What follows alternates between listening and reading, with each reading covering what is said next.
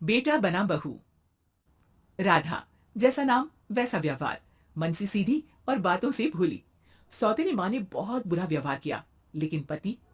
माँ, क्यों तुम राधा को हमेशा बोलती रहती हो? मैं साफ साफ कह देता हूँ, अगर इस घर में किसी ने राधा को कुछ भी कहा तो मैं घर छोड़ दूंगा। अरे वाह बेटा वाह, यही दिन दिखाने के लिए तुझे इतना बड़ा किया। सोचा बहू आएगी तो आराम करूंगी, लेकिन बेटा है कि जोरू का गुलाम। अब क्या कहें। माँ, जो सोचना है सोचो, मुझे फर्क नहीं पड़ता। मैंने कोई लव मैरिज नहीं किया है। आपने जिससे बोला मैंने शादी की, लेकिन अब मैं राधा को किसी भी परेशानी में नहीं देख सकता। हाँ हाँ, और मुझे देख सकते हो क्यों? अरे माँ, देखना तो मैं तुझे भी नहीं चाहता, लेकिन खुद सोच, राधा के आने से पहले तुम पूरा खाना बनाती थी, लेकिन अब जब से राधा आई है एक गिलास पानी भी खुद से नहीं लेती। अरे भाई, राधा भी तो मेरी ही उम्र की है। मैं आपके लिए बच्चा तो वो आपके लिए समझदार बहू। कैसे? उसे वक्त देना माँ। वो थक जाती है, रोती है, उसके पैर में दर्द होता है, आपको वो क्यों नहीं दिखता माँ? नहीं नहीं, ऐसा कुछ भी नहीं है। अरे वाह जी वाह, सारी तीली लगा दी। अब बोल रही है कि ना जी ना, कोई बात ना है। तीली? क्या बोल रही हैं आप सासू माँ? अरे राधा, तुम चिंता ना करो। माँ की आदत है हर बात पर ताने देने की। तुम कमरे में जाओ, मैं ग्रीन टी लेकर आ रहा हूँ। सास बेटे की हरकत से आग बबूली हो जाती है। बेटा तूने आज प्रूव कर दिया कि बेटा कभी अपना नहीं होता। अरे जोरू के गुलाम, शर्म कर शर्म। तेरी माँ हूं, सास नहीं जो खरी खोटी सुना रहा है कल की आई दुल्हन के आगे। अरे बहू बनना आसान ना है। बेटा, जो कि अपनी नई नवेली पत्नी पर जान छिड़कता था, माँ की बातों से गुस्सा हो जाता है। माँ, साफ साफ बात करो। तुम राधा को कभी कुछ नहीं कहोगी, इसके लिए मैं क्या कर सकता हूँ? कुछ नहीं कहूंगी? अरे बेटा, बावला हो गया है क्या?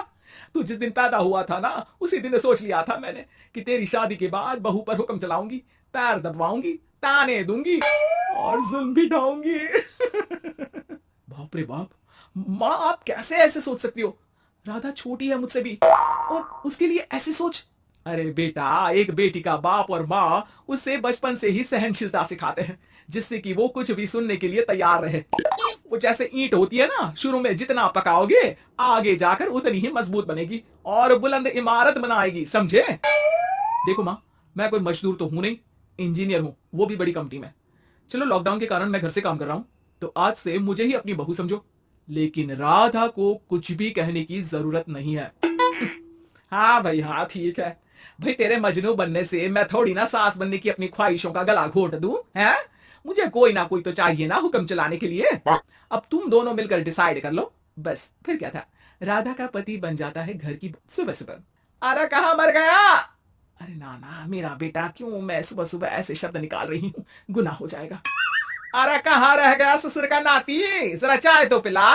ये भी कोई बात होती है? सूरज सर चढ़ गया लेकिन महाराज जी सो रहे हैं। बेटा पलंग से उठता है। मैं जल्दी से जाकर चाय दे आती हूँ माँ जी को।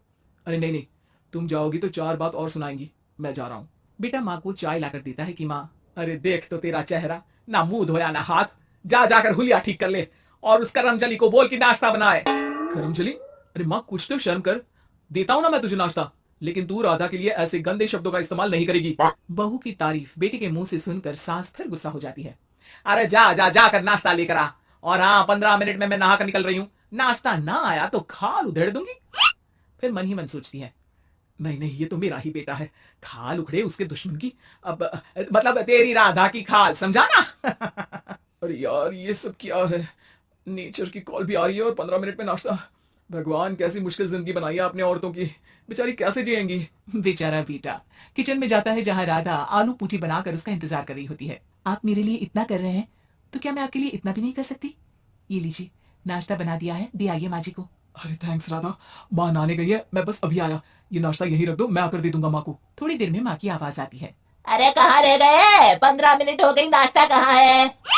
बेटा हाथ में वही आलू पूठी वाली थाली लेकर खड़ा हो जाता है माँ के सामने।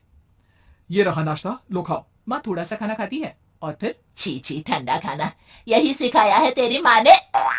फिर थोड़ा सोचकर रुक जाती है। इसकी माँ तो मैं ही हूँ, खुद पर ही सवाल कर रही हूँ मैं। नाची ना। अरे बेटा, नाश्ता गर्मा गर्म अच्छा लगता है, खास करके पूड़ियाँ। पूड़ी तो छन से छने और टन से प्लेट में आ जाए। देखा माँ, जो बातें आप राधा को सुनाती हो वो अपने बेटे को सुनाने में कितना दुख होता है।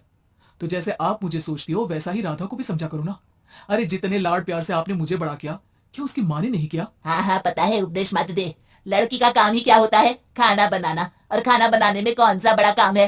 फिर सारा दिन घर में पलंग ही तो तोड़ना है। अब तू बता, तू अपने से तुलना कैसे कर सकता है उसकी? कर सकता हूँ माँ।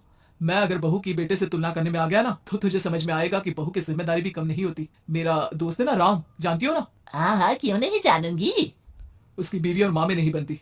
बीवी ये मोटे मोटे ताने सास को देती है और सास उसे। हाँ हाँ, तो फिर क्या, घर ठीक से चल नहीं पा रहा था। सास कहती बहू काम सारा करे, बहू का कहना था कि सास मदद करे। ऐसे में बेचारा ना लंच लाता और ना ठीक से खा कर आता। नतीजा, बीमार रहने लगा। ऑफिस की नौकरी गई, खर्चा खाना सब बंद। कर लो अब सास बहू की लड़ाई।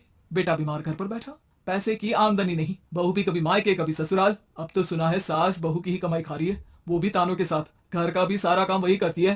अरे बस कर बेटा, मुझे समझ में आ गया। तू तो बेटा ही रहे। बहू को अब बहू नहीं, मैं बेटी बना कर रखूंगी।